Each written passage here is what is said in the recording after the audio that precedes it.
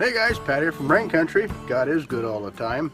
And I had the opportunity just a little bit ago to come on a deal on a mini excavator. This is an ECR88 Volvo. Just wanted to go across a couple of things, I guess prep wise or just kind of taking care of your investments when it comes to buying something like this, because just like any other man-made thing, it wears out or it decays. So what I'm doing today is I'm just putting back together some parts that I went ahead and refinished on the floor.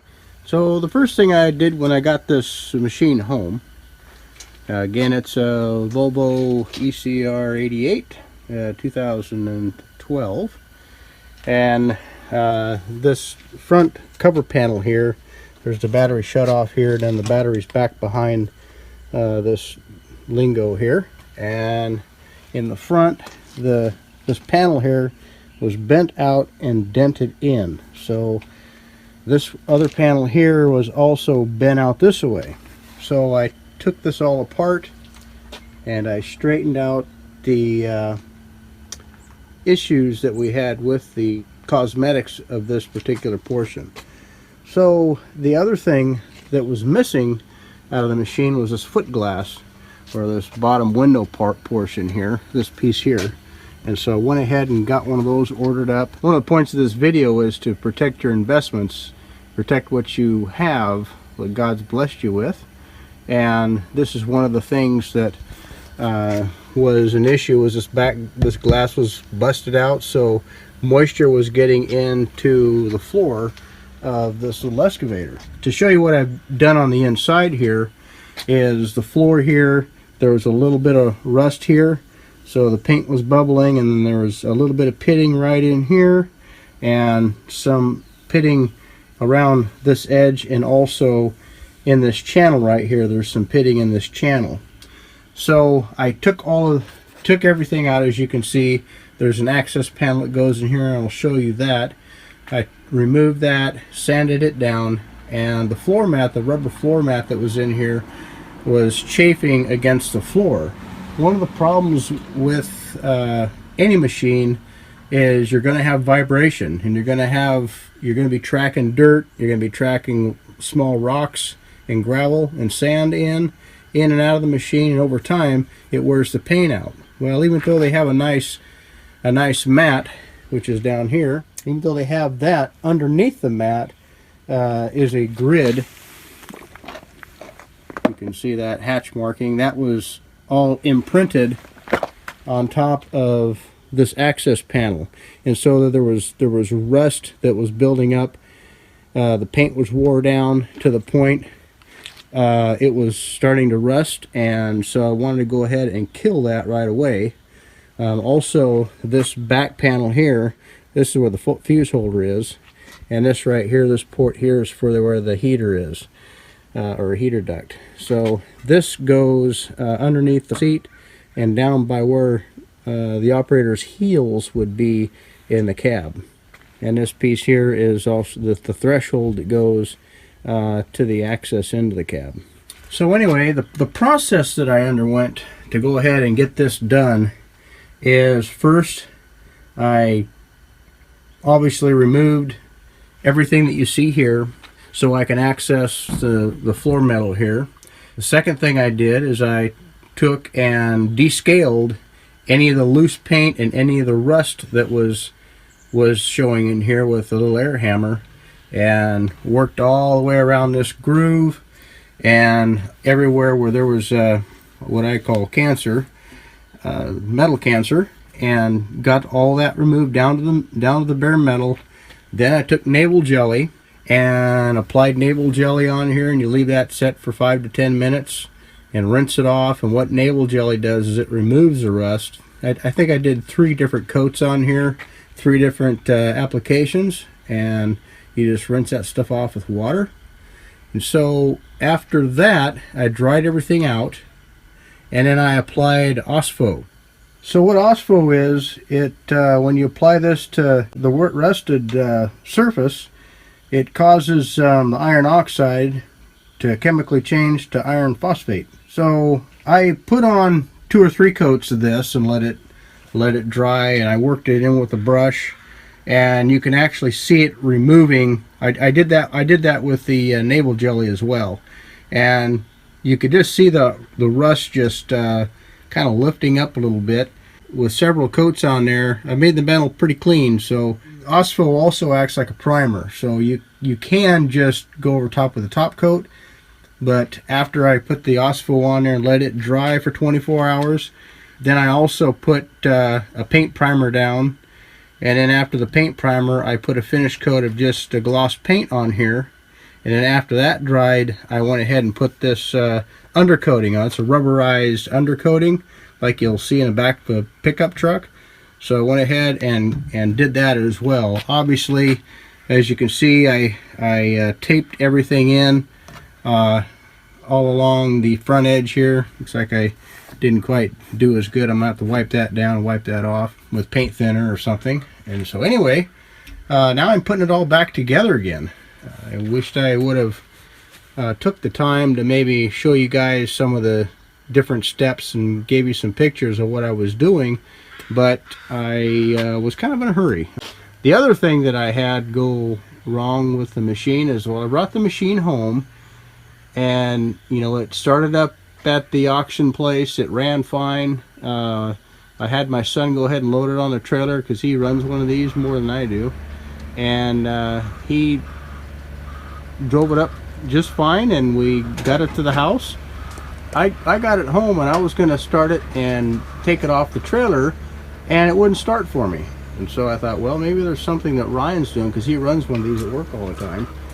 And I was going to ask him to see if there's anything special that he does or that I'm not doing that I need to implement while starting the machine. So he gets right in there and starts it just like I would start it. And so I was a little bit surprised that it wouldn't start for me the next time I tried to start it. He actually got it off the trailer for me, and I got it, you know, everything ran fine. Parked it. Next day I came out and it didn't run. So I called PacWest, and they said that this machine, the reason why it was in auction is because it had starter issues. I'm thinking, oh great. And PacWest had priced them out a wiring harness for this machine, and I thought, that's why I got such a good deal on it, or I thought I got a good deal on it. I asked them to send me a schematic of the machine, of the electrical, the starting section, and they went ahead and done that for me, which I appreciate. And that part didn't help me as much as just actually studying the switch and the switch configurations, because behind the switch there are several different spade connectors, I think you'd call them, and there's only 3 wires going into the back of the switch. Well, I studied the switch and come to find out the brown switch, which is the switch that goes to the starter relay, which is right next to that the backup alarm. There's 2 relays right in here, and one of them's to the starter. And so the starter relay wasn't getting any voltage, you know, from the starter up here. There's a brown wire that somehow gets to the starter relay, which sends voltage to the starter. At any rate, I made some jumpers. After studying the switch, I made a set of jumpers that went from one contact to another, because the brown wire wasn't making contact on the little switch right there, wasn't getting voltage, so the contact on that particular part of the switch was not working. So I made a jumper that went from another lead to that brown wire, and now we're back in business and the machine runs perfectly. So those are my major issues with the machine. Other than cosmetics, it works really well. The other thing that I have to get is a seal to go underneath here. I have to figure out what that seal is. So anyway, that's things to come. So I just thought I'd go ahead and show that to you, and just talk a little bit about how important it is to maintain your equipment and just not let it rust in place. I know around here rust is a big thing. If you let it go, it's gonna take its toll on metal, of course. So I think the floor is good to go for a long time. And I know when I like to paint different items, I have a tendency to take as many things off as practical in order to make my job a little easier and a little cleaner. Some guys might not tape around the foot rests and different things, or tape around the edges and whatnot, but I just think it looks a lot better. Obviously, if you pay attention to detail and try to do things at least halfway decent. The other thing I like to do is store everything that comes off of the machine in a receptacle instead of on the edge or on a corner someplace where you can dump it off and lose it. And that way everything kind of stays in one area and it doesn't get lost.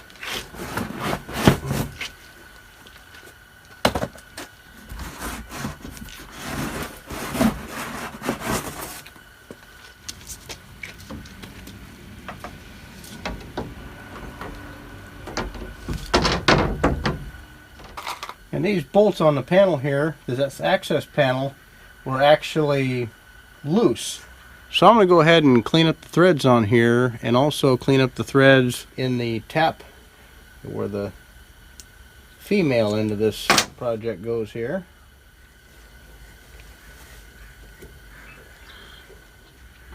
That's the only hole I can use the handle on. The rest of them are come up against the foot pedals and everything else. Now there is a special direction this goes on. I realize that. Holes only line up with this going this way. Not sure why they had that different, but it is. Probably so you can access this tap right here. Cleaning out the threads on the bolt here.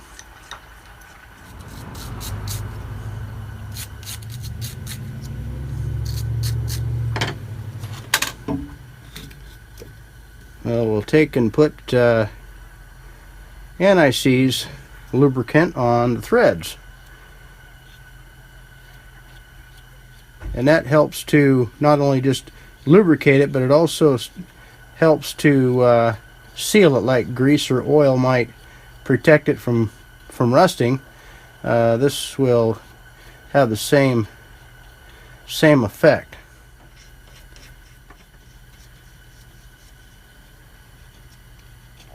You can probably do the same thing with grease, but this anti-seize is actually designed for nuts and bolts. So we'll go ahead and we got it, we'll use it. But if you don't have it, you could just use grease probably and be fine. So we'll go through and clean up the rest of these.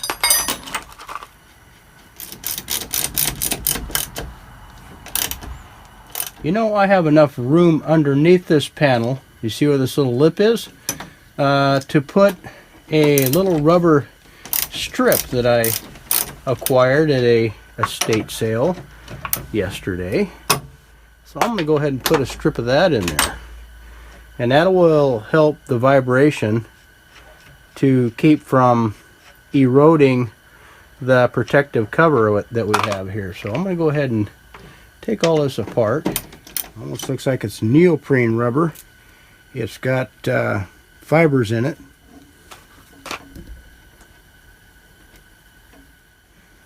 And I'm not really sure if this is supposed to stick or not. Like I said, I got this at a estate sale. And there's no label on it, but it just looked like it'd be handy. So I'm using it the very next day after the sale. So I'm glad I picked it up. It looks like it does stick to itself, so I'm gonna just place it down there, and hopefully what'll happen is just the pressure and time that the bolts are holding this down, it'll adhere to one side and not to the other. But if it does adhere to the other side, we'll just have to pry it up. I don't think it will, because we're going to have this, and even over time it'll probably get a little dirt over in between here and the panel. And the access panel, the guy can fabricate a new access panel, but it's hard to replace the floor. So I want to protect the metal in this channel on the floor before I protect the panel that I can take out and replace easy enough. Not that you can't take out the floor and replace the floor, but you can see that it'd be a lot easier to replace the panel in the floor. Finally got all of the pieces cut. I think once the panel lays in there for a while, the those little strips will actually stick to the bottom part of the floor, and that raises that up a little bit more on the edge here, so that looks a lot better. And there could have been a seal in there before, and there wasn't one when I took it out. So we'll go ahead and finish buttoning this up here.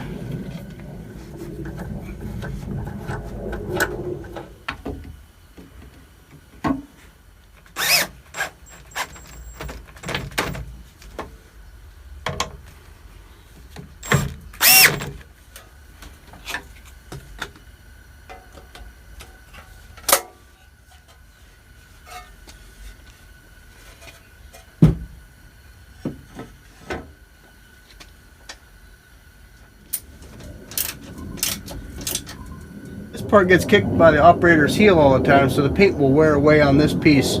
So I thought it appropriate to take all that out, refinish it, because it was rusting as well. Nothing structural, no structural issues with it at all, but at least it'll keep this from rusting anymore. So here's the access panel with the fuses. Made a couple adjustments to get this. There's a elongated hole here, so you can center this little door for the hinge access, or for the fuse access. And last but not least, the mat, which is supposed to catch a lot of dirt and grime to start with, but over time dirt gets up in there. This would be a lot easier to install with this window out. But we can get away with not taking the window out. Taking the window out isn't terribly difficult, but it's just another step.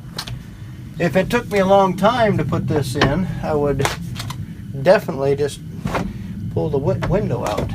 Okay, so that's that. Hopefully that'll last for years to come. I'm going to make a little storage box in here, and to keep this protected, and to store a few little tools, a few little wrenches and different things to, or a place to put a grease gun or some other tools. I'm also going to put haven't decided exactly where, but another little area to put like a notebook or something, so I can kind of keep track of what I'm doing. I hope this was informative to folks, and if you have issues, a little bit of rust that's going on in your equipment, then you can most certainly impede the progression of it, or the continuation of it, by doing something like what we did here. Well, thanks for hanging out with me and checking it out. Appreciate you stopping by.